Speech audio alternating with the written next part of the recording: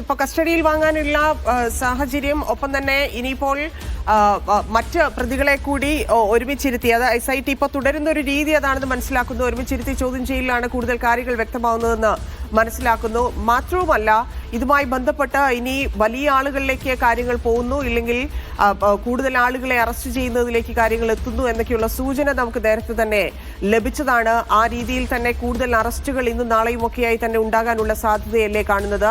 അത് ഇപ്പോൾ വകുപ്പിനെ സംബന്ധിച്ച്, ദേവസ്വം വകുപ്പിനെ സംബന്ധിച്ച് വലിയ വീഴ്ചയുണ്ടായിരിക്കുന്ന സംഭവം കൂടിയാണ്. അതിൽ നിന്ന് അന്നുണ്ടായിരുന്ന പ്രസിഡന്റുമാരുൾപ്പെടെയുള്ള കൂടുതൽ ഉദ്യോഗസ്ഥരിലേക്ക് കാര്യങ്ങൾ കടക്കാനുള്ള സാധ്യത എത്രത്തോളമാണ്? അത് നിലവിലെ വകുപ്പിനെ എങ്ങനെ ബാധിക്കുന്നതാണ്? സർക്കാർ എത്രത്തോളം സമ്മർദ്ദത്തിലേക്കാവാനുള്ള സാധ്യത കാണുന്നുണ്ട് ഈ അറസ്റ്റോടുകൂടി? തീർച്ചയായും ഈ കേസുമായി ബന്ധപ്പെട്ട് വളരെ നിർണായകമായ മണിക്കൂറുകൾ, ദിവസങ്ങളാണ് ഇനി അടുത്ത് വരുന്നതെന്ന് പറയേണ്ടി വരും.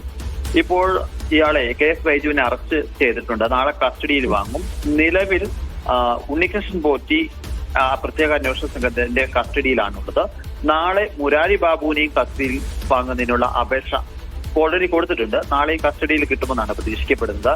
അങ്ങനെയാണെന്നുണ്ടെങ്കിൽ ഉണ്ണികൃഷ്ണൻ പോറ്റിയെയും മുരാരി ബാബുവിനെയും അതോടൊപ്പം തന്നെ ഈ KS ബൈജുവിനെയും ഒരുമിച്ചിരുത്തി ചോദ്യം ചെയ്യാനുള്ള നടപടികളിലേക്ക് അന്വേഷണ സംഘം കടക്കും. ഈ കേസിലെ ഏറ്റവും പ്രധാനപ്പെട്ട ഈ ഗൂഢാലോചനയിൽ പങ്കുള്ള ആളുകളാണ് ഇവരെ ഒരുമിച്ചിരുത്തി ചോദ്യം ചെയ്താൽ കൂടുതൽ വിശദാംശങ്ങൾ ലഭ്യമാവുന്ന ഒരു കണക്കുകൂട്ടലാണ് അന്വേഷണ സംഘത്തിനുള്ളത്. അതോടൊപ്പം തന്നെ ഇങ്ങനെ ഒരുമിച്ചിരുത്തി ചോദ്യം ചെയ്യുമ്പോൾ ഒരു പ്രധാനപ്പെട്ട കാര്യം എന്ന് വെച്ചാൽ വളരെ വേഗത്തിൽ തന്നെ ഇതിന്റെ ഒരു വിവരങ്ങൾ കൂടുതൽ അന്വേഷണ സംഘത്തിന് ലഭിക്കുകയും ചെയ്യും. അതിന്റെ അടിസ്ഥാനത്തിൽ മറ്റു ഉദ്യോഗസ്ഥരിലേക്ക്, ദേവസ്വം ബോർഡിലെ മറ്റംഗങ്ങളിലേക്ക് അന്വേഷണം വ്യാപിപ്പിക്കാൻ വേണ്ടി തീരുമാനിച്ചിട്ടുണ്ട്. കഴിഞ്ഞ ദിവസം അന്നത്തെ ദേവസ്വം കമ്മീഷണറായിരുന്ന, പിന്നീട് ദേവസ്വം പ്രസിഡന്റായിരുന്ന N. വാസുവിനെ ചോദ്യം ചെയ്തിരുന്നു. ആ മൊഴി എടുത്തിട്ടുണ്ട്. അത് വിശദമായി പരിശോധിക്കുകയാണ്. ഇതുമായി ബന്ധപ്പെട്ട രേഖകൾ പരിശോധിക്കുകയാണ്. വീണ്ടും ചോദ്യം ചെയ്യാൻ, N. വാസുവിനെ ചോദ്യം ചെയ്യാൻ വേണ്ടി അന്വേഷണ സംഘം തീരുമാനിക്കുകയും ചെയ്തിട്ടുണ്ട്. ബോർഡ് പ്രസിഡന്റിന്റെ കാര്യത്തിലൊക്കെ തീരുമാനമെടുക്കുന്ന ദിവസം കൂടിയാണ്. അപ്പൊ അതെല്ലാം കണക്ക് കൂട്ടേണ്ടതില്ലേ? അതുമായി ബന്ധപ്പെട്ട് എന്തെങ്കിലും കാര്യങ്ങൾ, അതായത് നേരത്തെ തന്നെ ദേവസ്വം പ്രസിഡന്റ് ആരെ വേണമെങ്കിലും അറസ്റ്റ് ചെയ്യാം, ആരെ വേണമെങ്കിലും ചോദ്യം ചെയ്യാം എന്നൊക്കെ PS പ്രശാന്ത് പറഞ്ഞ സാഹചര്യം കൂടി നിലനിൽക്കുന്നുണ്ട്. അങ്ങനെയെങ്കിൽ ഇവരെയൊക്കെ കൂടി ചോദ്യം ചെയ്യാനുള്ള സാധ്യതയാണോ? പ്രശാന്തിലേക്ക് അന്വേഷണം എത്തുമെന്ന കാര്യത്തിൽ സംശയമില്ല. കാരണം 2024 ഈ ദ്വാരപാലക ശില്പം കൊണ്ടുപോയതുമായി ബന്ധപ്പെട്ട് PS പ്രശാന്തിന്റെ പങ്ക് അന്വേഷണ സംഘം പരിശോധിക്കുന്നുണ്ട്. അതിനു മുന്നോടിയായി 2019 ഇത് കൊണ്ടുപോയി അവിടെ സ്വർണം തട്ടിയതുമായി ബന്ധപ്പെട്ടാണ് ഇപ്പോൾ കുറച്ചുകൂടി ഇമ്പോർട്ടൻസ് കൊടുക്കുന്നത്. അന്നത്തെ ദേവസ്വം ബോർഡ് പ്രസിഡന്റ് A. പത്മകുമാറിനെ അധികം വൈകാതെ തന്നെ ചോദ്യം ചെയ്യും. അതിനുശേഷം മറ്റു തുടർ നടപടികളിലേക്ക് പോകും. അതിന് പിന്നീടാകും പറയുന്ന പോലെ ഇപ്പോഴത്തെ ദേവസ്വം ബോർഡ് അംഗങ്ങളുടെ പങ്കും PS പ്രസാദിന്റെ പങ്കും ഉൾപ്പെടെയുള്ള കാര്യങ്ങളിലേക്ക് അന്വേഷണ സംഘം പോവുകയും ചെയ്യുക. എന്തായാലും രണ്ടാമത്തെ അന്വേഷണ പുരോഗതി റിപ്പോർട്ട് കഴിഞ്ഞ ദിവസം കോടതി പരിശോധിച്ചപ്പോൾ കോടതി ഒരു കാര്യം വ്യക്തമായി പറഞ്ഞിട്ടുണ്ട്. ഈ 2024 പല കാര്യങ്ങളും മിനിറ്റ്സിൽ പോലും രേഖപ്പെടുത്താതിരിക്കുന്നത് 2019 ഈ ദ്വാരപാലക ശില്പവും അതോടൊപ്പം തന്നെ കട്ടളപ്പാളിയും കൊണ്ടുപോയപ്പോൾ ഉണ്ടായിട്ടുള്ള വീഴ്ച മറച്ചു വെക്കുന്നതിന് വേണ്ടിയാണോ എന്ന് സംശയിക്കപ്പെടുന്നുണ്ടെന്നുള്ള കാര്യം പറയുന്നു. അതോടൊപ്പം തന്നെ ഒരു അന്താരാഷ്ട്ര വിഗ്രഹ കടത്ത്, അതുമായി ബന്ധപ്പെട്ട അത്തരത്തിലുള്ള ഒരു സാമ്യം ഉണ്ടാകുന്ന രീതിയിലാണ് ഇത്തരത്തിലുള്ള ഒരു ഇടപാടുകൾ നടന്നിരിക്കുന്നതെന്നുള്ള സംശയം കോടതി വ്യക്തമാക്കുകയും ചെയ്യുന്നുണ്ട്. കോടതിയുടെ ഇത്തരം നിരീക്ഷണങ്ങളൊക്കെ വളരെ ഗൗരവമുള്ള ഒരു സംഭവമാണ്. നമ്മൾ പ്രതീക്ഷിക്കുന്നതിന് അപ്പുറത്തേക്ക് ഈ ഇടപാടുകൾ നടന്നിട്ടുണ്ടോ എന്ന് സംശയിക്കപ്പെടേണ്ടതാണ്. ഉണ്ണികൃഷ്ണൻ പോറ്റി ഒരു ചെറിയ മീനല്ല എന്നുള്ളൊരു സംശയമാണ്. അത് സിജു പറഞ്ഞതുപോലെ തുടക്കത്തിലെ തന്നെ, അതായത് ഏറ്റവും അവസാനത്തെ കണ്ണിയാണ് ഉണ്ണികൃഷ്ണൻ പോറ്റി എന്നാണ് പറയുന്നത്. അതിനേക്കാൾ വമ്പൻ സ്റ്റാവുകളൊക്കെ കേസുമായി ബന്ധപ്പെട്ട് ഉണ്ടെന്ന് പറയുന്നു. ഇന്നലത്തെ കോടതിയുടെ ഭാഗത്തു നിന്നുണ്ടായ പ്രതികരണങ്ങൾ അത് വളരെ ശ്രദ്ധിക്കപ്പെട്ട കാര്യമാണ്. കാരണം അന്താരാഷ്ട്ര ക്രിമിനൽസുമായിട്ടാണ് ഈ സംഭവത്തെ, ഇല്ലെങ്കിൽ ഇത് നടപ്പിലാക്കിയതിനെ കോടതി താരതമ്യം ചെയ്തത്. അപ്പൊ അങ്ങനെ നോക്കുമ്പോൾ അത്ര വലിയ ഞെട്ടിപ്പിക്കുന്ന കാര്യങ്ങൾ ഇനിയും പുറത്തു വരാനുണ്ട് എന്നതുകൂടിയല്ലേ കോടതി സൂചിപ്പിക്കുന്നത്? ആ രീതിയിൽ തന്നെയല്ലേ ഇപ്പോൾ SITയുടെ നീക്കങ്ങളും?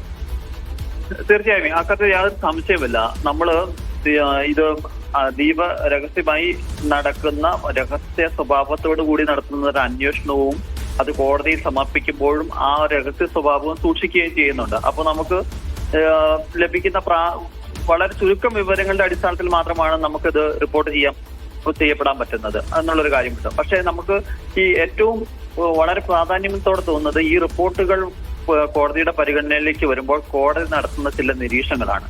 അത് തന്നെ പറഞ്ഞതുപോലെ തന്നെ ഇത്രയും ദിവസം ഉണ്ടായിരുന്നത് പോലെ ഒരു കാര്യമല്ല, അതിനപ്പുറത്തേക്ക് ഇതിന്റെ വലിയ രീതിയിലുള്ള ഒരു കൊള്ള നടന്നിട്ടുണ്ടോ എന്നുള്ളൊരു സംശയമാണ് ബലപ്പെട്ട് നിൽക്കുന്നത്. കാരണം ഈ ഉണ്ണികൃഷ്ണൻ പോറ്റി ഇതിന്റെ ഈ സ്ട്രക്ചറലായിട്ടുള്ള പല കാര്യങ്ങളും എടുത്തിട്ടുണ്ട്, അതിന്റെ റെക്കോർഡ് വിവരങ്ങൾ സംഭവങ്ങൾ എടുത്തിട്ടുണ്ട്, അതിന്റെ രൂപം ഒക്കെ ക്രിയേറ്റ് ചെയ്യുന്ന തരത്തിലുള്ള വിവരങ്ങൾ അതിന്റെ അകത്ത് നിന്ന് എടുത്തിട്ടുണ്ട്.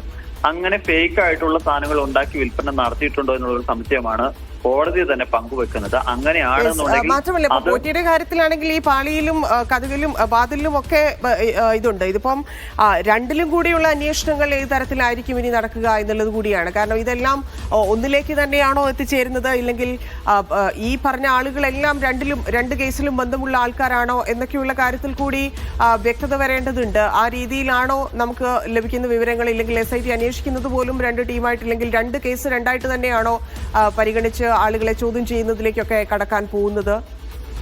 ഇത് കേസ് രജിസ്റ്റർ ചെയ്തിരിക്കുന്നത് 2 കേസുകൾ എന്ന നിലയിൽ മാത്രമേ ഉള്ളൂ. അതായത് ആദ്യം ദ്വാരപാലക ശില്പവുമായി ബന്ധപ്പെട്ടാണ് തിരുവിതാംകൂർ ദേവസ്വം ബോർഡ് പരാതി കൊടുക്കുന്നത്. അത് ആദ്യം കിട്ടിയ റിപ്പോർട്ടിന്റെ അടിസ്ഥാനത്തിൽ. പിന്നീട് കുറച്ചും കൂടി ഗൗരവമുണ്ട് എന്നുള്ളത് തോന്നി ഈ കട്ടളപ്പാളി കൊണ്ടുപോയതിലും അട്ടിമറി നടന്നു എന്ന വിവരത്തിന്റെ അടിസ്ഥാനത്തിലാണ് രണ്ടാമതൊരു പരാതി കൊടുക്കുന്നത്. അങ്ങനെ 2 പരാതികൾ ലഭിച്ചതിന്റെ അടിസ്ഥാനത്തിൽ മാത്രമാണ് 2 കേസുകൾ രജിസ്റ്റർ ചെയ്തിരിക്കുന്നത്. പക്ഷേ SIT ഇപ്പോൾ ആദ്യം മുതൽ അന്വേഷിക്കുന്നത് രണ്ടും ഈക്വൽ ആയിട്ട് തന്നെയാണ്. 2 കേസുകൾ ഉണ്ടെന്നുണ്ട് ശരിയാണ്, പക്ഷേ ഒരേ രീതിയിൽ തന്നെയാണ് അന്വേഷണം കൊണ്ടുപോകുന്നത്. ഇതിന്റെ ഒരു ആസൂത്രണമല്ല നടത്തിയിരിക്കുന്ന ഉണ്ണികൃഷ്ണൻ പോറ്റിയാണ്. ഇതിന് സഹായം ചെയ്ത് കൊടുത്തിരിക്കുന്ന ഉദ്യോഗസ്ഥർ ഓരോ ലെവലിലുള്ള ഉദ്യോഗസ്ഥരാണ്.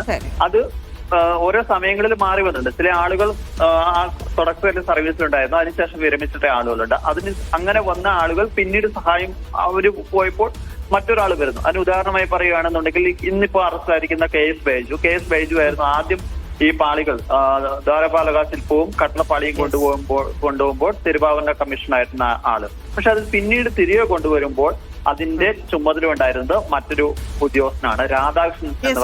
അത് ഉൾപ്പെടെയുള്ള കാര്യങ്ങളിൽ സിജോ ദുരൂഹതകളുണ്ട്. ഇനിയും കൂടുതൽ ആളുകളിലേക്ക് SIT കടക്കുന്നു എന്നുള്ളതിന്റെ സൂചനകളാണ്.